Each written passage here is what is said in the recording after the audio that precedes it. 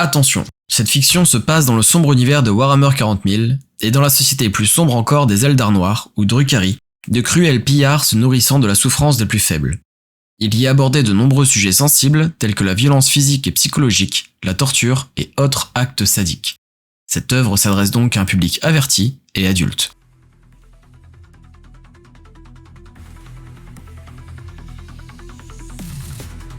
Les chroniques de l'alarme de Ronce. Épisode 14. Négociation. Lors du précédent épisode, la cabale de l'alarme de Ronce a léché ses blessures, s'est préparée et a pris la route en direction de l'Apostasium, l'arène du culte de la douleur éternelle.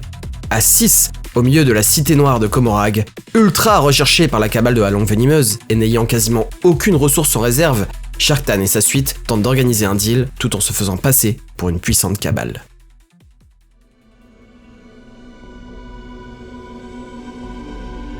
Sharktan et son escorte se mirent à descendre dans le bâtiment. L'arène n'était pas posée sur un socle en hauteur comme on le croirait de l'extérieur. Elle était en fait ce socle. Le haut n'étant que la salle de spectacle, tandis que l'essentiel du culte vivait dans la tour qui le soutenait. Ils commencèrent par traverser une large et complexe salle des trophées, dans laquelle étaient exposés des ossements, des coupes de compétition intercultes Cérastes, des preuves de sponsoring de la part de riches cabales, des images de VIP telles que l'élite Esperax ou Asdrubal Elvect assistant au spectacle, et des trophées divers arrachés sur les champs de bataille.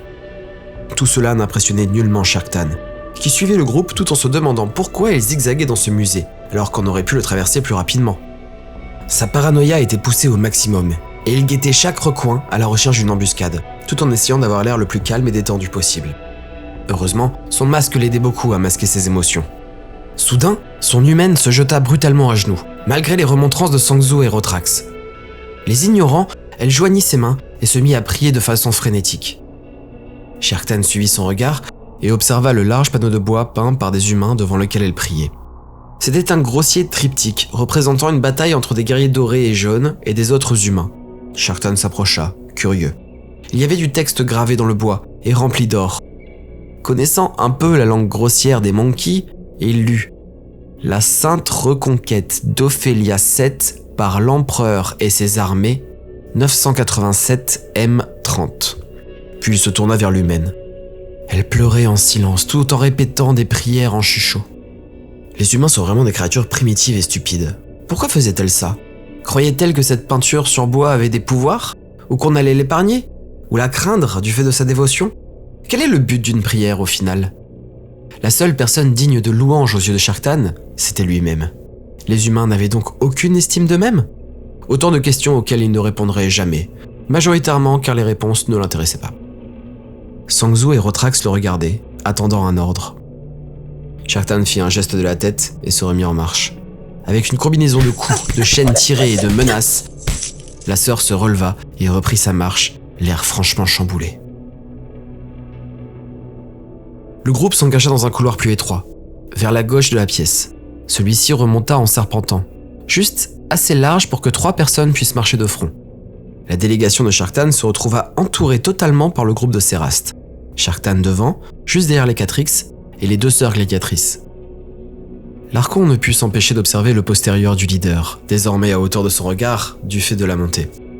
Il avait une peau lisse d'albâtre, et sur l'arrière de ses cuisses et sur ses fesses, de longues cicatrices traçaient un motif complexe. Était-ce un dessin voulu, ou un choix de sa part de conserver ces cicatrices peut-être par nostalgie ? Le métier de Céraste causait énormément de blessures, bien évidemment. Mais les émoncules qu'ils employaient se chargeaient de les effacer pour une modique somme, afin de rester toujours le plus beau possible. Bien que les standards de beauté de Drukhari soient très étranges aux yeux du reste de la galaxie. Sharktan trouva ce petit cul lardé de cicatrices plutôt joli, justement. Mais bientôt, le groupe émergea du couloir et arriva dans la pièce où résidait Sovasistrax, la succube en charge du culte. Une pièce qui se trouvait juste sous le sol de l'arène principale. Une salle où s'entraînait le reste du culte, préparant les prochains spectacles, dans une ambiance sombre, uniquement éclairée par des lumières rouges, et des ouvertures d'où tombait la lumière sombre des soleils Ilmaea. Une pièce tout bonnement incroyable aux yeux du petit groupe, fascinante ou terrifiante, selon le point de vue. Il m'est impossible de raconter ici chaque détail de ce lieu sordide, tant cela dépasse de loin toutes les limites de la décence. Dans des dizaines d'alcôves, petites arènes ou cages, des cérastes préparaient de futurs spectacles ou pillages, qui avaient comme point commun d'être tous profondément indécents, obscènes, violents, cruels et blasphématoires. Afin que l'auditeur puisse se faire une image mentale du type de spectacle qui s'offrait aux yeux du groupe de la cabale de Alarme de Ronce, je ne vais décrire qu'une seule scène, parmi celles qui choqua le plus l'auditoire, et en particulier la pauvre sœur de bataille. Car d'autres sœurs de bataille de différents ordres étaient présentes dans la pièce, malheureusement pour elle. L'une d'elles était totalement nue, attachée aux chevilles au sol et aux poignets à des chaînes pendant du plafond. Son seul vêtement était une demi-sphère qui masquait la partie supérieure de son visage jusqu'au bas de son nez. Dessous ce casque jaillissait de la lumière et du son à très forte intensité, surstimulant les sens de la pauvre sœur attachée par des images et des sons. La pauvre sœur hurlait, dans un cri de terreur et de désespoir. Du sang coulait sur son visage, signe qu'il se passait d'autres choses sous ce casque. Tout le corps de la sœur était lacéré de longues égratignures, comme si elle avait été fouettée ou poussée dans des ronces tranchantes. Elle se tortillait dans un bruit de chaîne, dans une tentative désespérée de s'enfuir. Appuyé contre le mur de façon nonchalante, non loin, un séraste tenait un petit écran rectangulaire en main qui diffusait des images. Il pianotait parfois sur l'écran avec un petit ricanement. Son calme contrastait d'autant plus avec la pauvre sœur qui se tortillait en hurlant, ruisselante de sang. La sœur de bataille qu'amenait Sharktan se décomposa devant ce spectacle, murmurant des prières silencieuses tout en se signant pour se protéger. La terreur commençait à envahir son esprit, malgré son entraînement et sa dévotion sans faille. Alors que le groupe passait la sœur de bataille hurlante et d'autres spectacles de souffrance et de blasphème terribles du même acabit, ils approchèrent d'un grand bureau central, posé devant un trône démesuré. La riche table de bois était suffisamment grande pour y allonger au moins 4 personnes, et était richement décorée d'arabesques complexes et acérées, comme toute architecture et design drukhari. Dans le trône gigantesque, une femme drukhari très peu vêtue et surmontée d'une crinière de cheveux démesurés violette et rouge y était affalée. En se pliant comme un chat, elle se pivota et se pencha au-dessus de la table pour inspirer bruyamment d'une narine une très longue ligne de poudre violette. De chaque côté de ce trône, 2 drukhari mâles se tenaient droits, les mains dans le dos. Ils avaient le visage totalement masqué, derrière une sphère recouverte de seringues. On aurait dit qu'ils avaient remplacé leur tête par un cactus, une boule couverte de centaines de pointes d'environ 25 cm partant dans toutes les directions, et qui avait d'ailleurs égratigné les épaules de leur porteur. Le reste du corps était parfois habillé de lanières de cuir serrées, couvrant très peu de l'ensemble du corps. Leur sexe, affichant une solide et éternelle érection, était malheureusement parfaitement visible et bien mis en évidence. 2 couteaux étaient glissés dans des fourreaux derrière eux, juste au-dessus des fesses. Ils se tenaient droits et immobiles, comme des statues obscènes silencieuses. Sharktan, malgré son esprit tordu et habitué aux pires horreurs, arriva légèrement décontenancé devant le bureau. Sauvasistrax, la succube, était encore en train d'inspirer sa longue ligne de poudre. Derrière, des hurlements terribles de panique et de terreur résonnaient avec violence dans la pièce. Et ces 2 gardes impudiques n'aidaient pas à donner une apparence noble à l'entrevue qu'ils comptaient avoir. Le groupe s'approcha et s'immobilisa devant le bureau. La succube finit d'inspirer sa terrible ligne de poudre en rejetant la tête en arrière et expira un long soupir de plaisir. Sharktan se demandait ce qu'elle venait de prendre. La liste au potentiel était bien trop longue. Les sérastes prenaient énormément de drogue lors des spectacles ou des raids pour augmenter leur capacité au combat. L'Ipex améliorait leurs réflexes pourtant déjà incroyables. Le Painbringer transformait leur peau en cuir plus dur que celui d'un orc. Le Serpentin multipliait leurs forces, et ce n'étaient que les drogues les plus connues, les plus coûteuses et les plus utilisées dans l'arène. Mais pour le loisir, la liste était encore plus longue, quasiment infinie. Était-ce une drogue qui allait la rendre de bonne humeur ou folle de rage? Une qui allait la détendre et la ralentir, ou au contraire aiguiser son esprit et la rendre plus vive? Alors vous êtes le roi souffrant, c'est ça? Demanda la succube Sauvasistrak, une fois son expiration de plaisir exhalée. Sharktan fit une lente révérence silencieuse. Pas de nom ou prénom? Pourquoi ce pseudo? Pourquoi venir à visage masqué? Pourquoi ne pas me donner votre réelle identité? Vous êtes recherché, c'est ça? Qui vous court après? Vect? Non, il vous aurait déjà retrouvé et éliminé. Mais quelqu'un de puissant, j'en suis sûr. Sharktan se redressa lentement, l'air indifférent à ce babillage. Oh, mais attends, Dame Baliste ne cherchait pas quelqu'un ces derniers temps? Si. Toute la cabale de la langue venimeuse est à la recherche d'un traître. Un dénommé Sharktan, si je ne m'abuse. Ce ne serait pas toi, petit sybarite, qui te cache derrière cette nouvelle cabale inconnue? Un frisson de terreur parcourut l'échine de Sharktan. 10 secondes. Voilà le temps qu'avait tenu son déguisement face à l'intellect acéré d'une succube. Il pria intérieurement pour que le reste de son escorte n'ait pas fait le moindre mouvement trahissant la surprise ou l'angoisse, ou pire, qu'ils aient fait un signe pour confirmer les doutes. Il fallait agir vite. Shartan éclata de rire. Je ne sais pas ce que vous avez sniffé, mais j'en veux bien un petit peu. Ça a l'air d'être de la bonne qualité. Ouais, bien sûr, je suis Shartan. J'ai réussi à me cacher pendant je ne sais pas combien de temps de toute la cabale de la langue venimeuse, et je sors avec une pauvre escorte de 6 personnes pour vous offrir une sœur de bataille. Ah bah oui, quel détective incroyable. Je vais prendre vos coordonnées pour mon prochain mystère à élucider. La troupe de Shartan se mit à ricaner doucement avec lui. Bien. Il devait s'être rendu à l'évidence que s'il tombait et qu'il se faisait capturer pour être vendu, il le serait tout autant et condamné au même terrible châtiment que lui. Il se tourna pour les regarder rire, afin d'appuyer l'absurdité des propos de Soasistrax. Tout autour du groupe, des dizaines de Séras les encerclaient, avec des couteaux, lances, filets et autres armes tranchantes diverses. Puis il se retourna vers la succube. Il sursauta intérieurement alors que celle-ci se tenait à quelques centimètres de son visage, furieuse. « Je rêve ou tu te fous de ma gueule ?» Ses yeux étaient injectés de sang, ses narines rouges, irritées par la drogue qui y passait. Ses paupières vibraient par spasmes réguliers. Sa lèvre supérieure se relevait dans un air de dégoût et de rage. « Tu viens dans mon arène pour me manquer de respect? Tu cherches la mort, la souffrance, espèce de petit roitelet de merde !» Elle bavait, projetant des postillons sur le casque impassible de Shartan.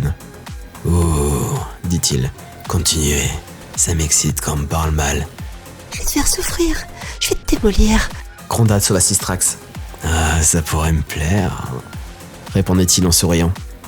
L'expression de la succube changea encore soudainement, d'une rage folle à un amusement visible. « Je t'aime bien. Je t'aime bien. » dit-elle en reculant. « Ah, je suis désolé, ça va peut-être un peu trop vite pour moi là, je sais pas si j'en suis là encore. » répondit-il très sérieusement. La succube explosa de rire, bientôt suivie par l'ensemble des spectateurs. Elle tapa dans les mains et sauta en arrière soudainement, faisant un salto arrière combiné à une vrille qui la fit atterrir quelques mètres en arrière dans son trône. Elle avait réalisé ce saut très complexe, sans élan et avec la même facilité qu'un humain qui aurait sauté au-dessus d'une petite flaque d'eau.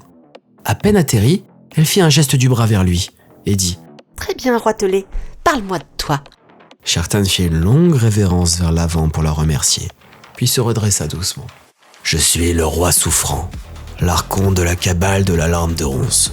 Nous sommes une cabale discrète, qui évolue la majeure partie du temps dans l'espace réel, loin des intrigues de Komorrag. Lors de l'un de nos derniers raids, nous avons fait une découverte qui ne manquera pas de vous intéresser, j'en suis sûr. » Il fit un pas sur le côté et désigna la sœur de bataille derrière lui. « Connaissez-vous l'ordre du voile d'acier ? C'est un ordre mineur assez récent qui a une particularité assez unique. Voyez-vous, lorsque nous les avons capturés, nous avons été surpris de leur silence.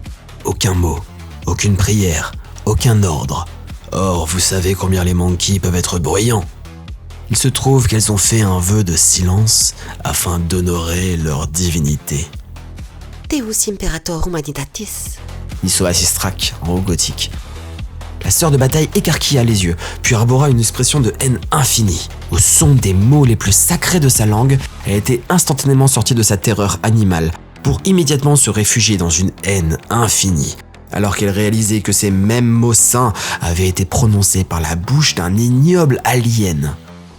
Elle dut se contenir, pour ne pas hurler des insultes, et ses bras se contractèrent dans un réflexe musculaire pour monter un bolter imaginaire vers la succube. Cette dernière se mit à rire, satisfaite de son effet. Elle observait avec attention la bouche de la sœur de bataille. Avait-elle parlé ? Shartan savait que non. Alors il reprit son discours. Lorsque je me suis rendu compte de cette particularité, je me suis demandé qui était à même d'apprécier à sa juste valeur une telle rareté. Et évidemment, le nom de votre culte Séraste m'est venu. Qui, mieux que le célèbre culte de la douleur éternelle, mériterait davantage un tel présent ? Vous seul aurez la... À présent, tu nous offres ta capture ? Pourquoi ? Que veux-tu ? Challenger nos sponsors ? Le coupa la succube. Non, je ne souhaite nullement remplacer vos sponsors. Et ce spécimen est en effet un présent. J'en ai une dizaine d'autres que j'aimerais vous troquer contre une somme dérisoire, en témoignage de mon admiration pour votre culte et vos spectacles. Et tu veux quoi? Sharktan sortit un petit appareil de son armure et le posa sur la table basse devant lui dans un mouvement lent. Juste quelques ressources pour mon prochain raid. Ces ressources ne sont pas coûteuses, mais j'aimerais m'éviter la peine de devoir parcourir tous les marchés, négocier les prix, transporter cela, etc. La succube tendit la jambe et attrapa l'appareil entre 2 orteils, puis l'amena devant son visage. L'air blasé, elle le prit dans les mains et fit défiler les informations.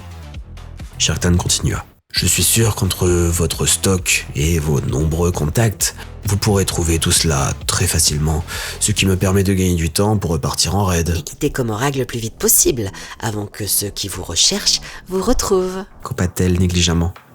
Sharktan ne dit rien et l'observa. Elle jeta la petite tablette sur son bureau et croisa ses jambes. Son visage était effrayant de cruauté. On sentait qu'elle avait tellement tué, tellement torturé, tellement fait souffrir, que ça en avait déformé les traits de son visage. À moins que ce soit la drogue. Elle se mit à sourire. Je veux bien vous trouver cela, mais ça va me prendre du temps. Très longtemps. Sharktan l'observa sans rien dire. Au moins... 45 nuits. Ajouta-t-elle avec un large sourire. Sharktan fronça les sourcils. Il voyait son petit jeu.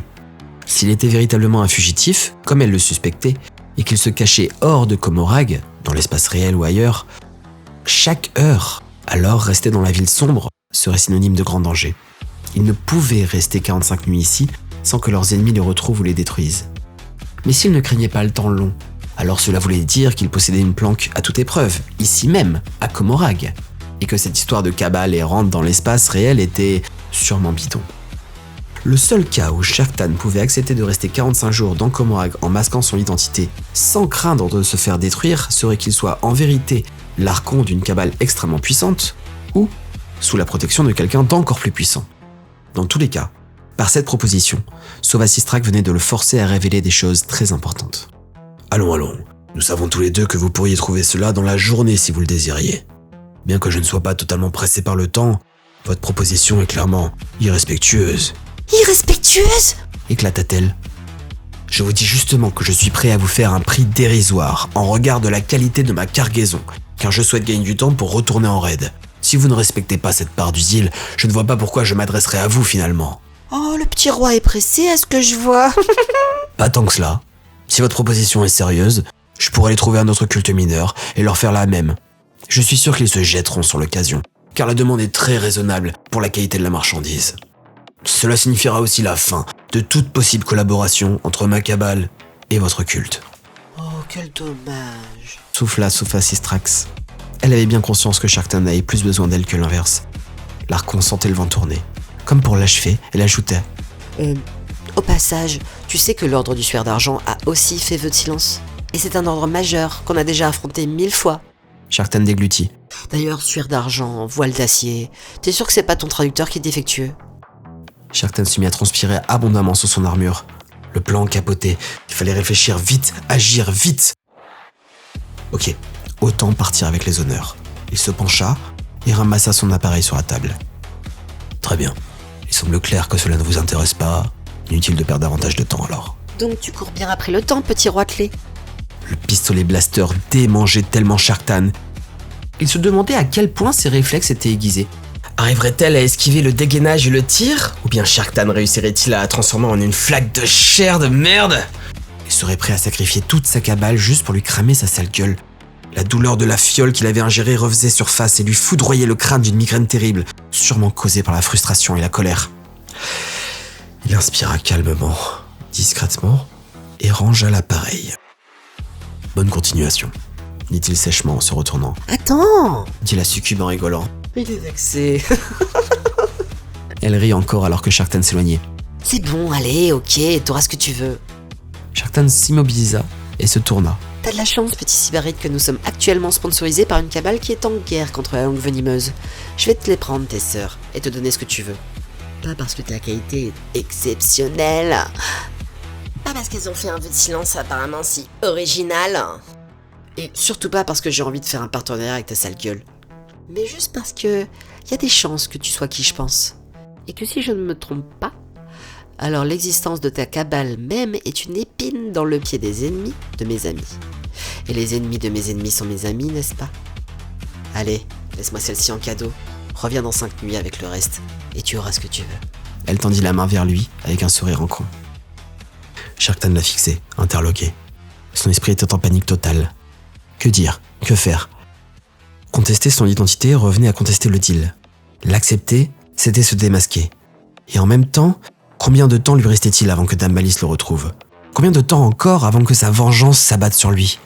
Une chose était sûre, sans ressources immédiates, sa cabale allait mourir. Il fallait vendre les sœurs maintenant, récupérer les matériaux au plus vite afin de reconstruire la cabale, recruter, puis vendre les fioles d'agonie une fois tout le processus de distillation terminé, s'équiper lourdement, et là, se préparer à l'inévitable contre-attaque de la cabale de la langue venimeuse.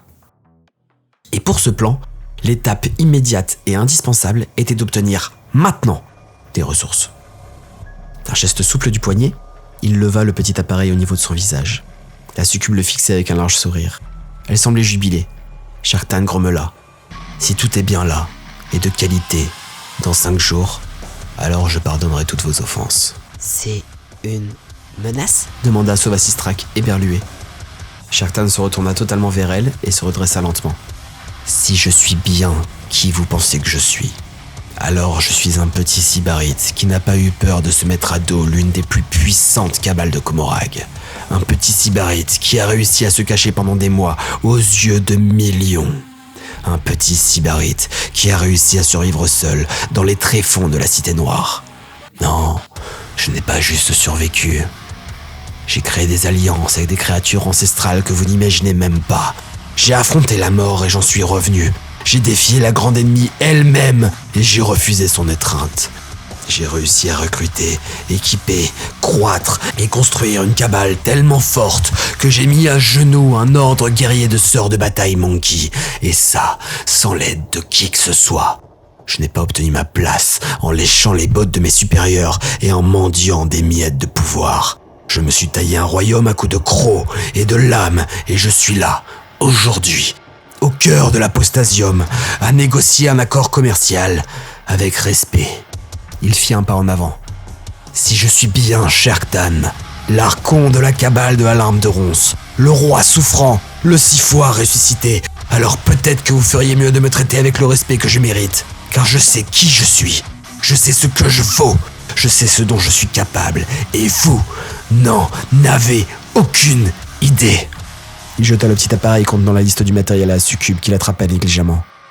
Heureusement, je ne suis pas cette personne. Je ne suis qu'un petit roitelet qui cherche à vendre sa cargaison dans un échange commercial respectueux. Alors je ne vous ai pas menacé, et vous ne m'avez pas manqué de respect. Je vous apporterai ma cargaison de 10 sœurs de bataille dans 5 nuits, et vous apporterez tout ce que contient cette liste juste devant le portail, et chacun repartira de son côté. Puis il se tourna et avança vers la sœur de bataille. Il lui attrapa les cheveux d'une main et la tira violemment. Ses chevilles attachées ensemble par des courtes chaînes la déséquilibra, et elle tomba à l'avant alors qu'il la jetait au sol. Veuillez accepter ce cadeau en gage de bonne foi et de qualité, afin de sceller cet accord. Sovasistrak arborait un air noir, les yeux injectés de sang. Elle avait encore le bras levé dans la position où elle avait rattrapé le petit appareil que Sharktan avait jeté. Figée. Après un temps qui parut incroyablement long, elle finit par se lever et avancer comme un félin vers Sharktan. Elle le dévisageait et semblait réfléchir à toute vitesse elle aussi. Sans même la regarder, elle envoya un puissant coup de pied dans le visage de la sœur de bataille. Elle avait utilisé toute la force dont elle était capable, sans élan, propulsant la tête de la pauvre captive vers l'arrière dans un choc d'une puissance rare, brisant nez, mâchoire, dents et arcades en un instant. L'humaine s'écrasa sur le sol, son visage se couvrant d'une quantité impressionnante de sang. Tout le monde la regardait. Elle se tortilla pour se relever, à moitié abasourdie et à moitié belliqueuse, cherchant à se venger malgré cette terrible condition. Sovasistrak eut un sourire en coin, alors qu'elle fixait toujours Sharktan. L'humaine tentait de se redresser, péniblement, à 4 pattes, à genoux. Sovasistrak murmura enfin. Considère l'accord passé, petit roitelet. Et elle lui tourna le dos. Sharktan en fit de même, et sans plus de cérémonie, repartit en direction du portail et de son repère avec sa troupe, laissant derrière lui la sœur de bataille, sur lequel déjà se jetaient plusieurs cérastes, avides de cruauté.